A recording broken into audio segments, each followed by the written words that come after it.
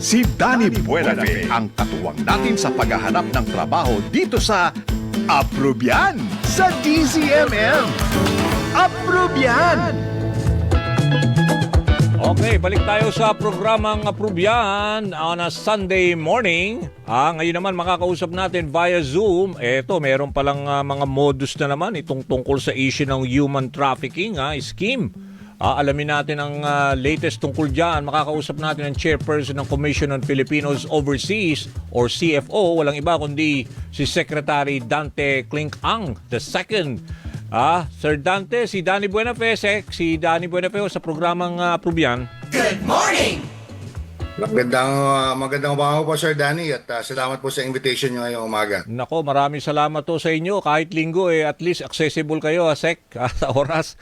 Oo. Basta tumawag ka para sa Okay, iyo. oo, thank you. At syempre, para lang magandang pagbibigay babala rin, dahil kayo naman ho ang chairperson nitong Commission on Filipinos Overseas. Ano ho ba itong nangyayari na ibig sabihin, meron daw new wave of human trafficking scheme na pagre-recruit para sa work abroad, tapos ultimately, they are forced into military service abroad? Tama ba to, Sec?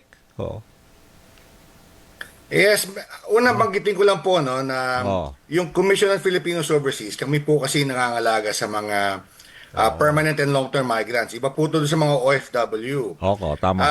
Pero bahagi po ng trabaho namin ay sumama po doon sa Interagency Council Against Trafficking, kung saan po kami yung chairman ng Advocacy and Communications Committee. At dahil nga po doon, may mga lumapit sa amin, nag-report na meron daw silang mga nakakalap na balita at may mga kakilala sila na kumbaga inaakit po magtrabaho abroad. Okay. Parang minsan bilang cook or support, pero hindi nila alam doon pala na dadala yung kamag-anak nila sa mga war area. So, napakapanganib ng mga lugar na pinupunta nila. Ito nga po yung binabalita namin na tayo po ay mag-ingat sa pagbahanap po ng trabaho abroad. At isa po ito sa mga paraan na bago nakikita po namin na tingin po namin kailangan bigyan po ng bagong abiso po ang ating mga kababayan. Oo, balisek kasi very alarming to. How do they know na, ibig sabihin, ito in-applyan niya ang trabaho, di ba? Pero they end up in a war-torn country na hindi yun ang talagang purpose ng kanilang in-applyan? Parang ganon? Actually, medyo variation na po yun ng mga talagang gawain. So, una po sa lahat, pinapaalala po namin sa mga tao na kung sila po ay allocate ng trabaho abroad, tiyakin po nila na tama ang proseso. Halimbawa po, meron silang job offer. Dapat po siguro meron silang work visa. Kasi po nakikita namin minsan, kaya po sila nakakalusot, sila po ay inaakit lumabas ng bansa natin. Tourist visa? Hawak lang po lamang ang tourist visa. Ganun? At doon na po inaayos sa abroad daw. Doon na po daw aayusin. Okay. Medyo mag-ingat po tayo sa ganyan. Sa mga ganung Pangalawa po, kung sila po ay padadaanin sa kung saan-saan. Hindi naman po sa airport o kung sa ibang lugar, pagbabangkain pa sila kung kumbaga, hindi naman po applicable dito. Mga red flag din po 'yan. So, ang alam niyo po ang DFA at saka DMW, mahigpit din po na tinitingnan niya kasama po ng CFO. Hindi nga po natin pinapahintulutan 'yan. Kaya nga po siguro yung mga red flag, tingnan po natin yung maigi. Kung sila po ay may job offer, tiyakin po na may work visa. At kung may work visa po yan, para sa war area, duda po ako na mapapatupad po yan, na mabibigay. Kasi nga po binabantayan na mahigpit po yan ng DFA at DMW at pati na rin po ang CFO. Pero Sec, bigyan mo nga kami ng konting halimbawa para at least masabi natin na talagang nangyayari to. Meron po ba tayo mga, let's say, talaga na biktima na ibig sabihin, ito ho yung in-apply niya. Ano ba to? Online, nag-apply siya, tapos he ended up na pumunta sa isang, sa may gerang lugar o medyo country na talagang nasa gitna ng gulo? Sir Danny, medyo paumanhin niyo muna, hindi ko po mabigay lahat ng detalye ngayon. Okay kasi lang. po, pero meron. Po kasi, meron. May mga ganun talaga, positive. Oo. Oo po, nakikipag-ugnay po kasi kami sa NBI ngayon at sa DFA para nga po mahuli po yung recruiter. Ito pong particular situation na to, meron daw punti lang kakilala yung mga kababayan natin na siguro nakuha yung loob, Oo. nalok ng trabaho, at ito po yung hinahabol nga po namin. Pero kaya po hindi ko muna mabigay yung detalye. Oo. Pero ang masasabi ko po ay parang inalok po yata maging cook o maging support staff. Oo. Pero hindi po doon sa malapit po doon sa Lugar na inaplayan labanan. niya. Malapit. Pero po nung naka-abroad na, yung pala nung Oo. nakapag-communicate yung kababayan po natin sa pamilya dito, doon pala po dadalhin daw Oo. sa tatawid ng border.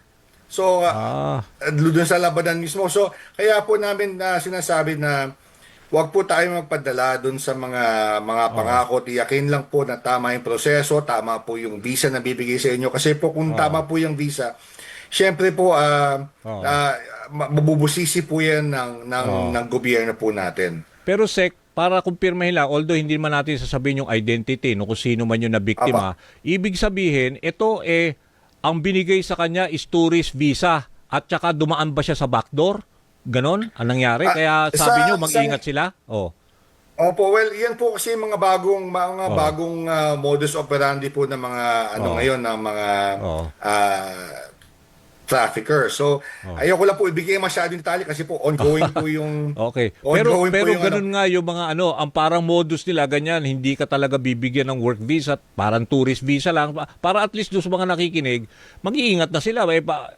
Pero online ho siya. Nag-apply ng trabaho na yun na chef ang sabing pangako, 'di ba? Or cook. Diba? Opo, sa instance po na ito, meron pong taong nag-recruit dito po sa atin. Ito nga po yung hinahanapan namin ng paraan paano po mahuli. ma-corner po tong tao na to. Pero meron din po kasi hindi naman po dito sa sitwasyon na to. Nakikita po namin minsan papunta pong Myanmar, papunta pong Golden Triangle. Inaalok po sila ng trabaho online at kung ano-ano po mga malalaking sahod ang pangako. Tapos pagdating doon, iba pala yung may bibigay sa kanila at saka minsan nato-torture pa. So kami naman po sila ang paalala lang po namin kung sila po ay magtatrabaho sa abroad, dumaan po sa tamang proseso. Tiyakin po na yung visa na bibigay sa kanila ay talagang work visa po at hindi magtanong po sila bakit hindi work visa, tourist visa lang ang pinibigay. Kung sila po ay bibigyan na ng airplane ticket, kung ito po kasi sitwasyon sa airport dumaan, doon po ba sila patungo sa dapat nila pagtatabawan o kung saan pa sila padadaanan? Wala po masama magtanong. Dapat siguro nga po busisiin natin para tiyakin po natin na everything po is in order. Pag sinabi ko pong red flag, hindi ko po sinabing illegal na kagad. Ang ibig sabihin po ay mag-isip-isip ka na. Magtanong po tayo. Mag-inquire. Tama. Pero kasi po, halimbawa, yung Thailand, Cambodia, marami po tayong nakikita dyan na Myanmar. May trabaho daw pero papupuntahin under tourist visa. Medyo mag-alala po tayo. Mag-alala na. Oo. Pero yung binabanggit nyo, yung recruiter, Pilipino ba yon? Hindi ko po muna sabihin muna. pero kasi ako naiinis ako sa mga ganung istorya kasi yan lagi ang mga mga red notice yung mga group, yung Myanmar na yan, Cambodia, yan din yung mga love scam yan din yung mga na-unearth namin na mga istorya. So ibig sabihin ngayon naman nire-recruit sila, tatawid naman doon sa mga war-torn countries o yung mga area na kung saan may gulo, may panganib din, security risk din sa kanila di ba, Sek? Opo. Tsaka itong kaso na ito, pinangukuhan sila na doon lang daw sila sa safe area, na hindi naman daw sila sasabak. Nung nandun na, buti nakapag-communicate pa yung kababayan natin, papunta daw sila doon sa front. Tapos hindi na po makontak. Siyempre pa nag-aalala yung mga magulang, hindi na po nila makausap. Hindi na rin po makapagpadala ng kung ano yung dapat padala ng kababayan natin sa pamilya ni dito. Kaya humingi na po ng tulong sa CFO at nakipag-ugnayan po kami sa DFA at sa iba po pong ahensya ng gobyerno. Kasama na po yung NBI. Pero at least maraming salamat dyan. At least medyo nabibigyan natin ng warning o babala ang ating mga kababayan. Ito bang sinasabi nyo na supposedly naging biktima? Safely ho ba? Nasa Pilipinas na siya? Siya nagsasabi ng kwento na ngayon? Yung ano namin Ha? hindi lang po kasi isang case eh. So, Marami sila. Hindi lang siya, isa. Pero magkakaibigan pero po eh. ganun ang ganun ang sistema ng pag-recruit sa kanila. Tama? Opo, magkakaibigan po eh. Hindi po lang isang pamilya eh. Hindi ko lang po sabihin, hindi ko na po sabihin kung ilan, no? Pero hindi na po marami, pero hindi lang po isa. At siguro banggitin ko lang po na maganda naman po ang record ng Philippines. Alam niyo, 10 years na po tayo may Tier Oo, 1 oo. status na binigay po ng US State Department. Pero ang nakikita po naming challenge kasi, bagamat po maganda ang record ng Philippines, syempre po, humahanap ng mga bagong paraan yung mga traffickers. Oo. At doon po kami talaga nagbabantay ngayon doon sa mga bago nilang Oo. mga alok at mga paraan para mag-traffic. Okay, oo. Nako, importante ho yung mag-update na lang ho kayo sa amin kasi we want to hear yung mga ganyan, mga reports pa kung ano ang development at saka siguro mas marami na tayo mabibigay na talaga specific information para lang dun sa mga kababayan natin masyadong desperate to go abroad eh. 'Di ba, Sek? 'Di ba? Opo. Ha? Okay. Maraming salamat, Sek, sa oras. Thank you. Sir, maraming salamat po. Okay, yan. Have a safe Sunday. Si Secretary Dante ang the second chairperson ng Commission on Filipinos Overseas or CFO.